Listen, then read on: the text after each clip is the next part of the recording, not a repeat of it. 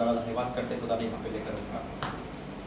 आइए प्रार्थना करें। धन्यवाद करते पिता परमेश्वर, आज फिर से इस घर में आने का धन्यवाद। तूने अपने अजीज लंबी उम्र के धन्यवाद, तूने आज बड़े बड़े काम के धन्यवाद, और इस घर में भी काम करेगा। मैं तरह धन्यवाद करता। ये घर पिता, यहाँ जितने भी लोग बैठे हैं सब दुखी परेशान और श्राप में लथपथ है पिता, लेकिन आपके लहू से और आपके तरस खाने से इनका आज बंधन टूटा। मैं विश्वास करता हूँ, ये आजाद में विश्वास करता हूँ पिता, तूने श्राप तोड़ने के लिए लेकर आया। मैं आपका धन्यवाद करता हूँ यीशु मसीह के नाम से, आमीन। देखिए बड़ा ध्यान से सुनना, बहुत गहरी बात खुदा ने बताई। आप जितने भी सिंगल मदर हैं यहाँ पर, है ना, जितने भी यहाँ लेडीज बैठी है भाई, इधर इन सबके आंसू को खुदा ने दिखाया। आप सबके आंसू को दिखाया। मैं एक बात नोटिस कर रहा था, इनके पति नहीं, आपके पति नहीं, आपके पति नहीं, इनके पति नहीं, इनके पति नहीं, सब सिंगल बैठे हैं। ये क्या चीज है? आप सुन रहे हैं? ये चीज प्रभु मुझे डीप में ले गया। ये एक श्राप को दर्शा रहा है। श्राप आपके घर में मृत्यु को लेकर आ रहा है, टूटन को लेकर आ रहा है। कोई मृत्यु से दूर हो गया तो कोई पाप उसको ले गया।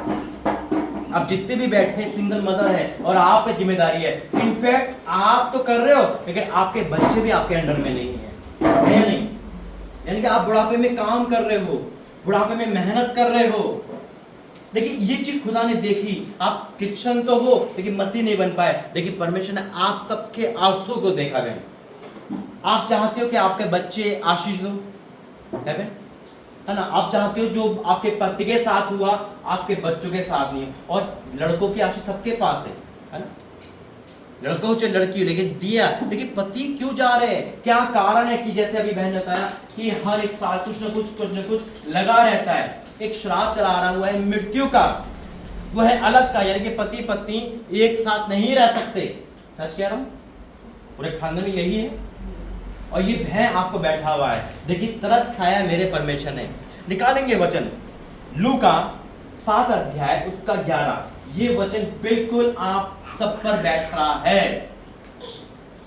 आइए प्रार्थना करें। धन्यवाद करते पिता, आपने इस विधवा के श्राप को तोड़ा, तो आज हर एक विधवा, हर एक डिवोर्सी, हर एक महिला के श्राप को तोड़ेगा जो इस समय सुन भी रहा है, देख भी रहा है, यीशु मसीह के नाम से, आमीन। लूका 7:11। अब यहां सुनना मेरी बात। यहां लिखा है थोड़े दिन बाद वह नाइन नाम के एक नगर को गए। कौन? यीशु मसीह नगर को गए। एक प्रचार करने का यीशु मसीह आनंद का सोता, यीशु मसीह परमेश्वर का आशीष का सोता, यीशु मसीह जीवन। जब जीवन जाता है तो मृत्यु का कोई काम नहीं। बहन आप सबका ध्यान इधर ही।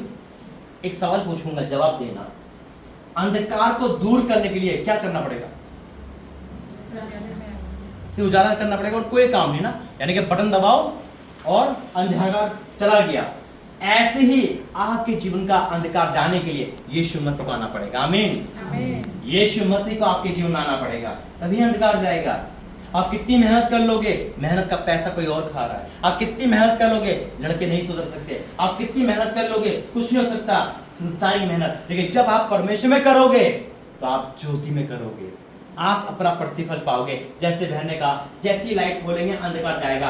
जैसे अपने जीवन को हम खोलेंगे, यीशु मसीह लाइट बनकर आएंगे, आपका अंधकार जाएगा यीशु मसीह के नाम में। क्योंकि मर्दों पे संकट है। आपके जो खानदान है ना, मर्दों के ऊपर संकट है। मर्द पे संकट है, यानी कि पति, लेडीज की लाइफ लंबी है लेकिन बच्चे सुन नहीं रहे, ड्रिंक कर रहे हैं, है ना? पति पहले चला गया। कितनी जिम्मेदारी है, कितना निभा रहे हो आप? कभी सोचा इसको बैठकर? लेकिन आज खुदा आपको श्राप तोड़ने के लिए करा है। देखिए उस परंपरा को हटा देना जो आप परंपरा चल रहे थे, तभी श्राप टूटते हैं, है ना? अगर कोई लाइन मान लो गलत जुड़ गई है और उस लाइन से हमें दुख हो रहा है, मान लो कि पानी टपक रहा है, तो हमें यहाँ पे टेप यानी कि बंद करना पड़ेगा। जब आप कहां से श्रापित हो रहे हो वो जगह बंद करनी पड़ेगी। यानी कि आपको पता है, मैं इस घर में जाऊंगा, इस घर में मान लो पेंट हुआ है नया, सुनो मेरी बात, पेंट हुआ है तो मैं इस घर में जाऊंगा तो पेंट लगेगा मुझे, तो मुझे इस घर में जाना बंद करना पड़ेगा। यानी कि हमें वो काम बंद करने पड़ेंगे जिस द्वारा परमेश्वर क्रोध हम पर आता है। अब सुनो, देखो वचन क्या कहता है। अब थोड़े दिन बाद वह नाइन नाम एक नगर को गया और चेले उसके साथ, बड़ी भीड़ उसके साथ जा रही थी।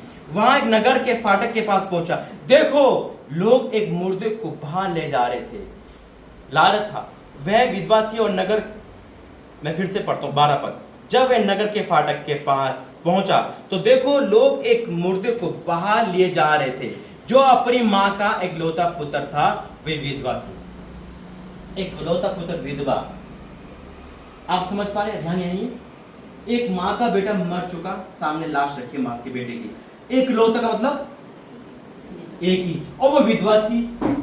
उसके लाइफ में भी यही कंडीशन थी, पति पहले चला गया, बाद में बेटा चला गया, यानी कि उसके लाइफ में भी वही बात थी। ये मैंने प्रचार जब वहां पे किया था इंदौर में, उसकी आंखें खुल गई थी, सेम कंडीशन थी उनकी भी।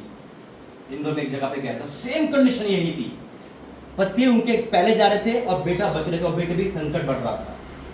अब एक पति नहीं है उसके पास, जब पति चाहता है ना, जैसे इनका पति आपका पति जब बजाता है तो बच्चों में मन लगता है ना, आपने अपना जिंदगी को इस बेटे की लाइफ में, अपने बेटी की लाइफ में गुजारा करा, तो वैसे उसने भी जब उन्हें देखा पति चला गया, बेटी की लाइफ में उसने अपने गम को भूला, पति को बेटी की लाइफ में देखा, चलो बड़ा होके क्या करेगा, जैसा बनेगा और उनकी शादी होगी, बच्चों के वंश बढ़ेगा, लेकिन वो श्राप में थी। श्राप वंश को नहीं बढ़ाता, श्राप वंश को खा जाता है ना। आप सोच के बैठोगे ऐसा ना, नहीं श्राप पहले से सबको ले जाएगा, लेकिन जब आप प्रभु में आ गए तो नई सृष्टि है, पुरानी बातें बीत गई है।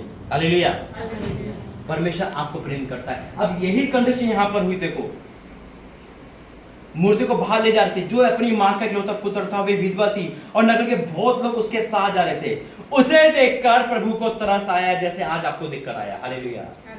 आप सबके आंसू देखकर आया, उसे देखकर आया, मां को देखकर तरस आया। मां परमेश्वर के बाद एक स्थान है माँ बाप का। आप प्रार्थना करो, आप प्रार्थना करो, जगह हिल जाएगी यीशु मसीह के नाम में। तभी तो खुदा ने कहा रीटा बहन को क्यों चुना, ये पत्र भाई को क्यों चुना, इन खानों को बचाने के मैं क्या करूं। खुदा कह रहा था मैं क्या करूं, और खुदा ने कहा नहीं, यहाँ पे भवन बनेगा, जब तक भवन नहीं बनेगा तब तक मैं नहीं आ सकता। हालेलुया। और परमेश्वर ने भवन का निर्माण कराया, और उस भवन में एक ज्योति आई और आपका अंधकार जाता रहा। हालेलुया। देखो क्या लिखा है, उसे देखकर प्रभु को तरस आया और उसने कहा मत रो। तब उसने पास आकर अर्थी को छुआ और उठने ठहर गए, और तब उसने कहा हे जवान, मैं तुझसे कहता उठ। क्या बोला यीशु मसीह ने? जवान। क्या बोला? हे जवान। यू क्यों नहीं बोला हे मुर्दा उठ? तो मर चुका था ना, क्या मुर्दे उठते हैं? तो फिर क्यों बोला? जिंदा हो चुका था जब यीशु मसीह ने अर्थी को छुआ। आप जिंदा हो चुके हो जब आपकी लाइफ में यीशु मसीह आए, जब यीशु मसीह ने छुआ आप जिंदा हो चुके हो। आपका बेटा बिगड़ेगा नहीं, आपका बेटा को बिगाड़ नहीं सकता। अब आपका बच्चा, आपका वंश, आपकी बेटी, आपका दामाद सब परमेश्वर के लोग होंगे यीशु मसीह के नाम में। खुदा ने आपके लाइफ को छू दिया। पता है मुर्दों की लाइफ अर्थी थी, अर्थी उसकी जिंदगी उसमें लेटा है वो, तो परमेश्वर मुर्दों को नहीं छुआ, अर्थी को छू दिया। हालेलुया। और क्या हो गया? मुर्दा उठ बैठा और उसने अपनी मां को सौंप दिया। आज आपका फ्यूचर आपके आंखों के सामने है, कोई आप किसी को मारेगा नहीं, लंबी उम्र देगा परमेश्वर। जैसे भाई की 93 है, वैसे आप सबकी उम्र लंबी देने वाला यीशु मसीह। हालेलुया।